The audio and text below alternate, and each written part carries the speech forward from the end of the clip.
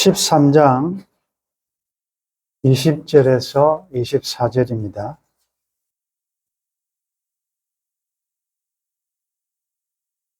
본문 말씀을 우리 다 같이 한 목소리로 읽겠습니다. 그들이 상 앞에 앉아 있을 때에 여호와의 말씀이 그 사람을 데려온 선지자에게 임하니 그가 유다에서부터 온 하나님의 사람을 향하여 외치어 이르되 여호와의 말씀에 내가 여호와의 말씀을 어기며 내 하나님 여호와께서 내게 내리신 명령을 지키지 아니하고 돌아와서 여호와가 너더러 떡도 먹지 말고 물도 마시지 말라 하신 곳에서 떡을 먹고 물을 마셨으니 내 시체가 내 조상들의 묘시에 들어가지 못하리라 하셨느니라 하니라. 그리고 자기가 데려온 선지자가 떡을 먹고 물을 마신 후에 그를 위하여 나귀 안장을 지으니라. 이에 그 사람이 가더니 사자가 길에서 그를 만나 물어 죽이매 그의 시체가 길에 버린 바 되니 나귀는 그 곁에 서 있고 사자도 그 시체 곁에 서 있더라. 아멘. 어젯밤에 참 바람도 많이 불고 비도 참 많이 왔습니다. 간밤에 여러분들은 특별한 어려움이 없으셨는지 오전에 교회 오는 멀리서 오시는 분들이 참 힘들겠다라고 걱정을 했는데 누군가 좀 기도를 해서 이렇게 교회 올 시간에는 빗방울이 조금 약해져서 참 다행입니다. 오후에는 또 개인다고 하니 그것도 좀 반가운 소식입니다. 장마철입니다. 날씨는 무덥고 또 습도는 높고 이러다 보니 불쾌지수가 굉장히 높은 그런 때입니다.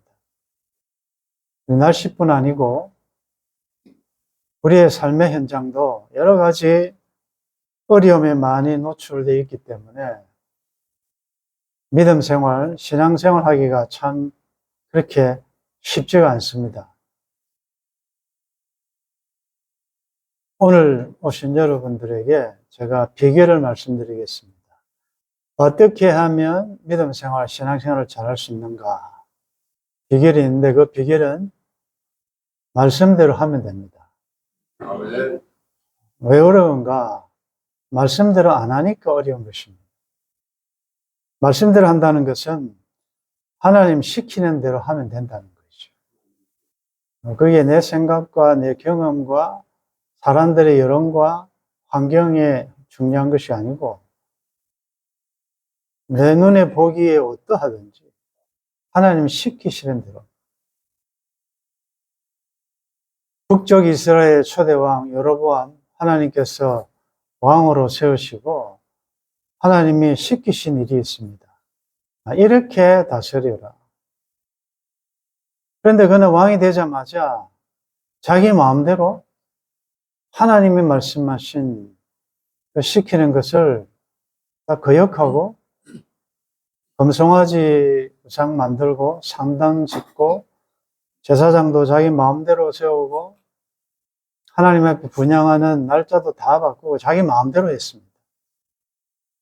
긍휼에 풍성하신 하나님께서 바로 심판하지 아니하시고 그렇게 하면 안 된다는 것을 보여주시기 위하여 북이스라엘에도 제사장 선지자들이 많았겠지만 그들은 다 변질된 어떻게 보면 의용 선지자들이기 때문에 하나님께서 남유다에 있던 한 선지자, 무명의 한 선지자를 북쪽 베델로 보내십니다. 보내시면서 시키신 일이 있어요. 이런 말을 너는 전하라. 자, 이 하나님의 사람 입장에서는 자기가 참 가기도 꺼리는 그런 장소입니다. 북쪽은 지금으로 이야기하면 어떻게 보면 국경을 넘어 적국으로 가야 되는 건데 동족이라 하지만 여러분 남한에서 북한으로 간다. 동족 아닙니까? 그런데 남과 북이 분단되어 있는데 적성국가 아닙니까? 북쪽과 남쪽이 지금 분열되어 있다고. 근데 그곳에 가는 것도 두렵고 또 가서 하나님께서 시키신 그 예언의 내용이 굉장히 북쪽 이스라엘이 볼 때는 저주에 관한 예언이거든요. 죽을지도 몰라요. 그런데 하나님의 사람은 시키시는 대로 말씀에 순종하여 갔어도 그런 아주 살벌한 상황에서도 바로 제단을 향하여 하나님이 시키신 말씀을 그대로 예언을 했습니다. 자, 그런데 하나님께서 또 이 하나님의 사람에게 보내시면서 좀 금지하신 게 있어요. 너는 거기서 떡도 먹지 말고 물도 마시지 마라. 그것은 그들과 접촉하지 말라는 거죠. 그것은 먹는 게 큰 잘못이겠습니까만은 지금 하나님이 보내신 하나님의 사람의 사명은 뭐냐? 하나님의 뜻이 뭔가?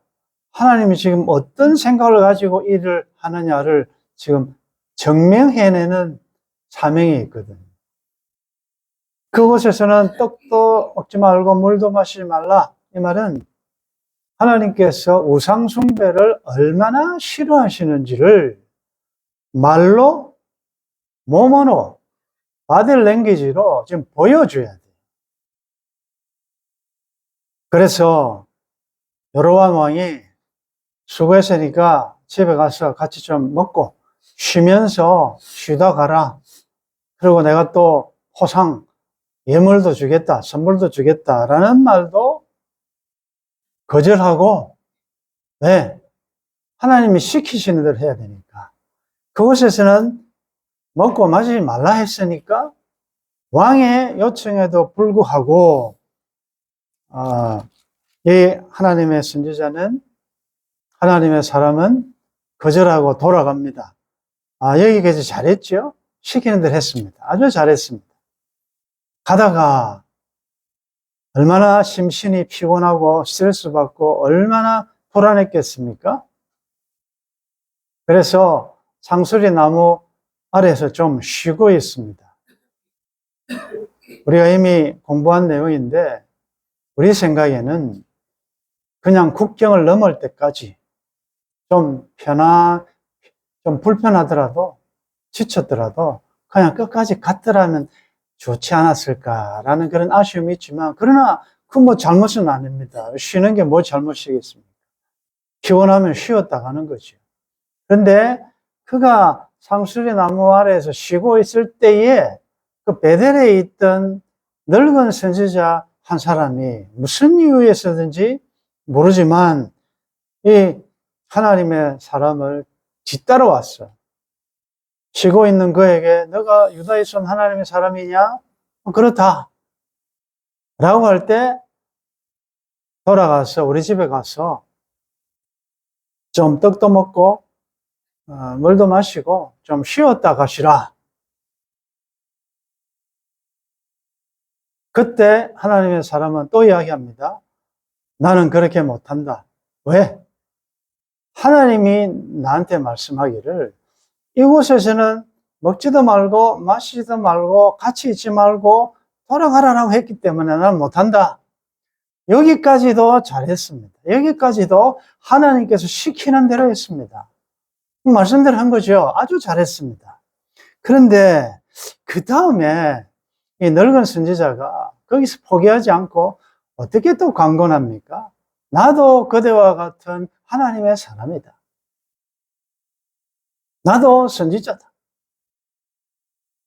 천사가 여호와의 말씀으로 나한테 말하기를 너는 그 사람을 데리고 너희 집에 가서 떡도 좀 대접하고 물도 대접하고 좀 먹고 마시고 쉬다가 가라고 했다. 이제 이렇게 이야기하는 거죠. 그래서 이 하나님의 사람은 오던 길을 돌아 늙은 선지자와 함께 그 집에 가서 떡도 마시고 물도 마셨다. 이제 이게 오늘 우리가 이제 공부할 바로 그 전까지의 내용입니다. 자, 뭐가 문제입니까? 지금까지는 어쨌든 하나님께서 시키시는 대로 했는데 마지막에는 시키는 대로 안 했죠. 왜? 그곳에서 떡도 먹지 말고 물도 마시지 말라라고 했는데 아마 이 하나님의 사람 입장에서는 다른 사람들이야 신앙이 좋은지 안 좋은지 모르니까. 그렇지만 선지자라니까. 요즘으로 이야기하면 나도 목사다. 나도 선교사다. 선교사님 같으면 우리가 다 같은 하나님 섬기는 사람 아니냐. 설마 목사님 집에 가서 뭐 떡 먹고 하는 게 무슨 큰 문제가 될까 그렇게 생각할 수도 있죠. 그리고 얼마나 지금 피곤했겠습니까? 그동안 말도 섞지 않고 그곳에서 정말 눈도 맞추지 않는 이런 상황에 하나님을 믿는 또 하나님의 선지자가 있다고 하니까 좀 대화도 나누고 싶고 좀 쉬면서 북쪽 이스라엘의 종교 상황이, 교회 상황이, 영적 상태가 어떤지도 좀 알고 싶고 또 뭘 알아야 남쪽에 가면 또 간증도 하고 내가 북쪽에 있는 북한에 있는 교회들 다 죽은 줄 알았는데 보니까 하나님의 사람들이 지하교회에서 예배드리고 있더라. 뭐 예를 들자면 그런 것도 좀 자료를 가져가면 좋겠습니까? 막 여러 가지로 생각을 하고 이제 들어갔는데 그런데 그 사건을 성경은 뭐라고 기록하고 있는가 하면 이는 거짓말이고 하나님의 사람을 속이기 위해서 한 말이다. 즉 그가 하나님께서 이렇게 해라고 했다는 말은 거짓말이라는 거예요. 하나님의 이름을 빙자한 속이기 위한 말인데 하나님의 사람이 그 말에 속아 넘어갔다 이 말이죠. 자, 여기에 대해서 한번 생각해 보십시다. 속아 넘어간 사람이 잘못입니까? 아니면 속한 사람이 잘못입니까? 어떤 사람이, 누구의 책임이 크죠? 아마 여러분들 입장에서 이럴 거예요. 내가 속이는 입장에서는 그 사람의 잘 내 말에 넘어가면 지가 잘못이지. 이렇게 말할 수 있고, 속은 입장에서는 그럴 수가 있나? 뭐, 이렇게도 할 수 있고, 이제 반대로도 할 수 있고, 근데 내로남불이죠. 내가 당하면 나를 이렇게 속일 수가 있냐? 네 나쁜 놈이다. 이렇게 할 수 있고, 내가 아주 교묘하게 어떤 목적을 가지고 속였을 때는 속은 네가 잘못 아니냐? 이렇게도 할 수 있는데, 자, 어느 쪽의 과실이, 어느 쪽의 잘못이 큰지 아무래도 이건 법적으로 좀 해석이 필요하니까 아무래도 법 전문한 우리 집사님에게 한번 물어봐야 되겠어요. 자, 속인 사람의 책임이 큽니까? 속은 사람의 잘못이 큽니까? 어떻습니까? 법은 뭐라고 이야기합니까? 속인 사람의 죄가 크다. 네, 그렇죠. 우리 상식적으로 모르고 나는 당했으니까. 자, 그렇다면 세상에서는 여러 가지 상황에 따라서 케이스 바이 케이스로 할 수 있지만, 자, 하나님은 이 사건을 어떻게 판정하시는가? 그게 중요하지요. 자, 21절, 22절 하나님의 판결입니다. 같이 읽겠습니다. 그가 유대에서부터 온 하나님의 사람을 향하여 외쳐 이르되 여호와의 말씀에 내가 여호와의 말씀을 어기며 내 하나님의 여호와께서 내게 내리신 명령을 지키지 아니하고 돌아와서 여호와가 너더러 떡도 먹지 말고 물도 마시지 말라 하신 곳에서 떡을 먹고 물을 마셨으니 내 시체가 내 조상들의 묘시에 들어가지 못하리라 하셨느니라 하니라. 기가 막힙니다.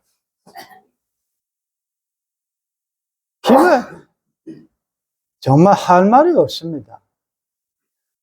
아니 가서 우리가 다 같은 교인인데 그리스도인인데 좀 얼마나 힘들었느냐, 좀 떡 한 조각 먹고 물 마시고 하라. 그게 그 말 듣고 들어가서 떡 한 조각 먹고 물 마신 게 죽을 죄입니까? 그게 하나님께서 죽이셔야 할 정도로 큰 죄냐?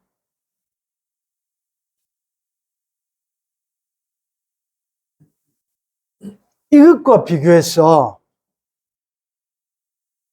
그 하나님의 사람이 범죄하도록 하나님의 이름을 빙자하여 속인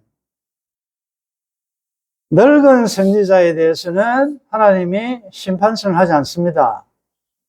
책망하지도 않습니다. 아무런 거기에 대한 책임 추궁이 없습니다. 억울하게 속은 이 하나님의 사람만 사자에게 죽습니다.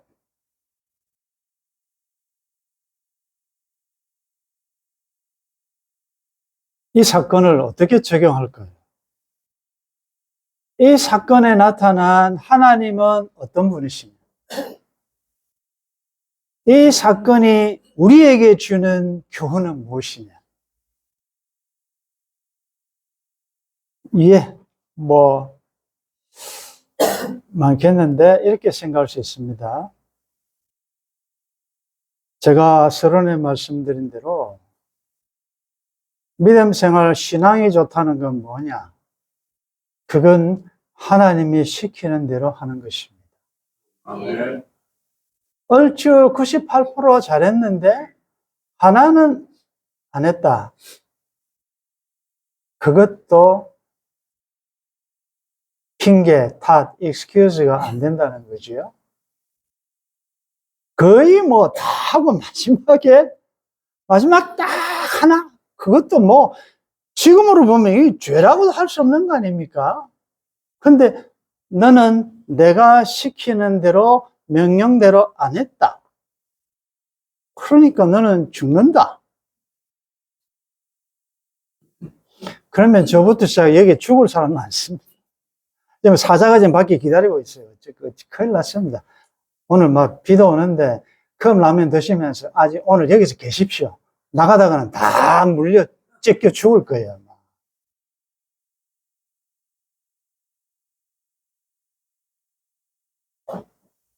끝난 데까지 끝난 것이 아니다. 마지막까지 방심하지 말 것입니다. 내가 이제 인생 여정 다 끝나고 이제 마지막 이제 거의 조금 있으면 역사의 문을 나선다. 그때도 방심하면 안 된다. 마지막 그때에 사탄의 공격이 가장 크다는 것. 예수님의 십자가 사건도 마찬가지 아니에요. 예수님이 십자가에서 운명하시기 전에 십자가 달려있을 때 그때가 사탄의 가장 치열하게 공격했어요. 너 남은 구원하면서 너는 왜 구원 못하느냐? 내려오라, 내려오면 우리가 믿겠다. 라고 하는 이 자존심을 끊는 이런 이야기 하면 자기는 열심히 하면서 자기 집은 자기 아이들은 저런 문제도 많은데 이런 말 들으면 그냥 십자가 내려놓고 싶지요? 사탄이 여러분들 약점을 다 알아요. 그걸 가지고 계속 공격하면 하나님의 사람은 그나마 잘 이렇게 통과했는데 아예 우리는 말 한마디만 들으면 그냥 내려놔 버리잖아요. 그냥 신앙이고 뭐고 그냥 딱 자존심 상하면 그냥 왕창 그렇게 오래 믿었다는 것 해도 사랑, 형제 위에 자기 몸을 불사르게 내어줄지라도 사랑이 없으면 아무것도 아니다. 죄를 위해서 헌신하고 봉사하고 오만 것 다 해놓고도 사랑 하나 못한다. 그럼 깡입니다. 법을 만드신 분이 하나님이시기 때문에 하나 어기면 전체 어긴 거예요. 죄에서는 사망이에요. 사형이에요. 그래서 끝까지 우리는 방심하지 말 것이고 끝까지 여러분들의 생각과 여러분들의 경험과 상황에 따라가면 안 된다는 거죠. 보디 바캄이라는 목사님이 이런 말씀하셨어요. 주님이 나에게 말씀하셨다라는 말은 성경 말씀을 대신할 수 없습니다. 중요한 말이죠. 우리가 하나님의 사람 입장에서는 얼마든지 뭐 갔을 거예요. 뭐 고민할 필요가 뭐가 있습니까? 또 하나, 왜 속였다는 걸 아시는 하나님께서 그에게 책임을 묻지 않고 너무나도 충성스럽게 사명을 잘 감당했던, 그러나 마지막에 이제 상황 때문에 잠깐 어떻게 보면 우리는 이해할 수 있는 그것 때문에 하나님의 사람을 죽이시는 사건을 보면서 오늘 여러분들 주위에 혹은 여러분들 중에 하나님이 징계하시는 것 같은 그것이 육신의 질병이든 경제적인 가난이든 그것이 실패든 그 무엇이든 그런 공고함을 당한다고 여러분들의 죄가 더 많아서도 아니고 상대적으로 그런 어떤 하나님의 징계와 어려움에서 비켜 있다고 여러분들이 의로워서도 아니라는 사실을 기억하셔야 돼요. 아멘. 왜 나만 겪는 고난이며 왜 저에게는 어려움도 없는데 왜 나는 이렇게 계속 뼈가 쑤시고 늘 아프고 날마다 징책을 보고 왜 그러냐? 저렇게 떵떵거리고 속이는 사람들은 잘 되는데 라고 말씀하시지 마시라. 왜 그러냐? 우상숭배하게 만들었던 여로보암 왕은 하나님이 단칼에 날리셔야 되는데 오래 삽니다. 자기 할 거 다 합니다. 뭐 손이 말랐다? 기도하니까 하나님이 금방 낫게 해줘요. 사람을 속인 이 늙은 선지자, 아무런 하나님께서 야단치시는 게 없어요. 왜냐? 그들은 살아가면서 하나님께 뉘우치고 돌아와야 될 아직도 어린 자들이기 때문에 하나님께서 자비하신 가운데 오래 참으신 가운데 생명을 연장시켜주고 있는 것이고 하나님의 사람은 잘 익은 열매가 일찍 떨어지듯이 그는 지금 죽어도 하나님의 품에 안길 정도로 잘 익은 열매이기 때문에 그래서 하나님은 하나님의 사람을 죽이십니다. 이 죽음의 의미는 오후에 조금 더 깊이 우리가 살펴볼 것인데 오후에 참석 못하시는 분들은 반드시 영상을 보셔야 돼요.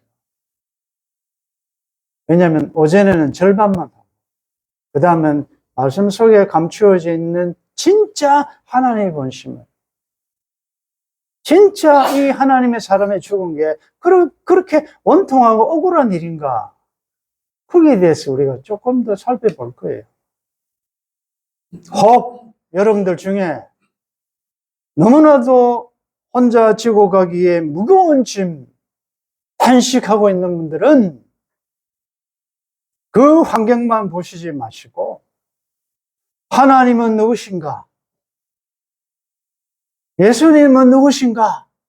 주님의 십자가, 고난, 고통을 묵상하시면서 이 하나님의 은혜로 이 쓸데없는 내가 구원받은 데 대한 감사하면서 지나가는 짧은 나그네 인생, 잠깐 당하는 환난에 경한 것, 장차 나타날 영광을 생각해보며 서로 위로하고 격려하며 잘 말씀으로 인내하시기를 바랍니다. 아멘. 하나님께서 하나님의 사람을 죽이심으로 하나님의 사람에게 어림을 주심으로 그 누군가가 그가 당한 아픔과 그가 당하는 심한 공고를 보면서 누구를 향한 메시지단 말이에요. 뭐 잘 아시죠? 이거 하나 잘못했다고 죽이시면 우리같이 우상숭배하는 사람은 얼마나 나중에 비참하겠느냐라는 깨달아는 거지요. 그러 여러분들, 하나님이 사랑하셔서 주신 그 현실에서 원망불평하지 마시고 십자가를 잘 감당할 수 있기를 바랍니다. 여러분들이 감당하는 게 아니에요. 날마다 우리 짐을 주신 하나님께서 그 무거운 짐을 주실 때는 감당할 수 있는 힘도 주실 줄 믿습니다. 하나 더 적용한다면, 오늘 이 늙은 선지자는 여러분들이 집에 가셔도 있고,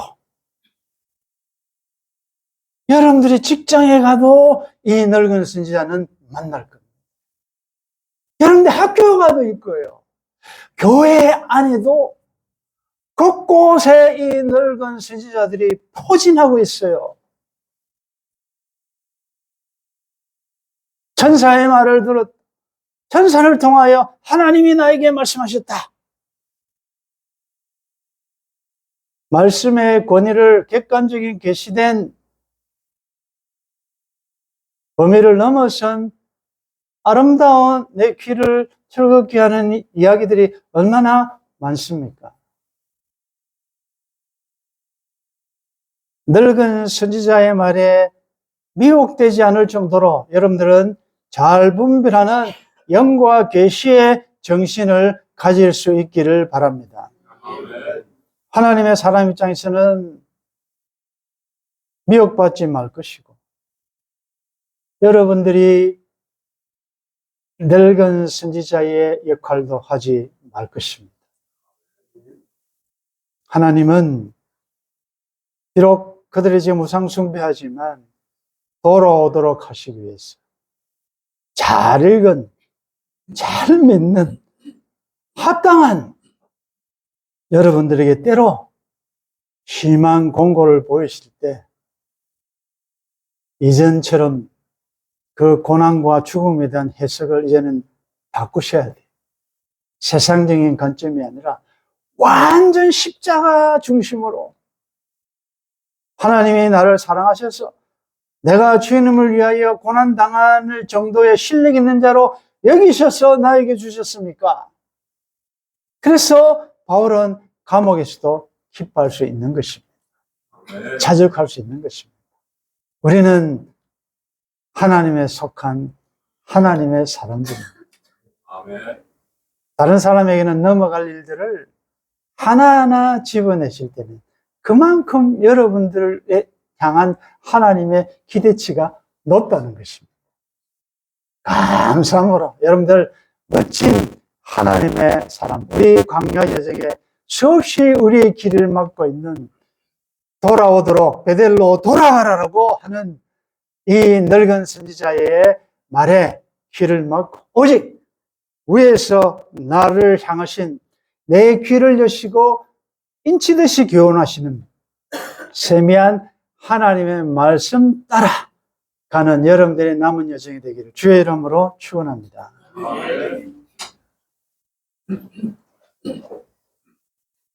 특이한, 상상할 수 없는 사건입니다. 어떻게 속인 사람은 멀쩡하게 잘 살고 그 말에 속아 넘어간 하나님의 사람 이렇게 죽이십니까? 이게 어떻게 하나님께 영광이 됩니까? 하나님, 정말 말씀 따라 말씀 중심으로 말씀이 가라는 데까지 말씀 속에 감추어진 하나님의 뜻, 하나님의 본심을 캐낼 수 있기까지 우리의 눈을 열어주시고 우리의 귀를 열어주셔서 잘 보게 하시고 잘 듣게 하시고 잘 깨닫게 하시고 잘 행할 수 있도록 도와주옵소서. 천성을 향해 가는 우리 여정에 늙은 선지자의 유혹이 얼마나 많은지요. 학자의 길을 분별할 수 있는 기회를, 할례받은 길을 허락하셔서 말씀과 말씀을 잘 분별할 수 있도록 도와주옵소서. 지금까지 하나님의 도우심으로 전반기도 은혜 가운데 잘 왔습니다. 늙은 선지자의 유혹에도 말씀 붙잡고 여기까지 인도하신 에베네zer 하나님 찬양합니다. 남은 또 하반기도 지나갈 때에 자기 때가 얼마 못된 줄 알고 우는 사자처럼 삼킬 자를 찾으며 택한 자라도 넘어뜨리기 위한 늙은 선지자의 공격이 많겠지만 주의 성령의 은혜의 사슬에 사랑의 줄에 매어 말씀 따라 한 걸음 한 걸음 전진하는 주의 백성들 되게 도와주옵소서. 곧 평안히 쉴 그날이 올 것인데 상수리 나무 아래 앉아 쉬다가 공격당한 것처럼 지나가는 세상 저 높은 곳을 향하여 날마다 전진하는 저희들 되게 도와주옵소서. 주 예수님의 이름으로 기도드리옵나이다. 아멘.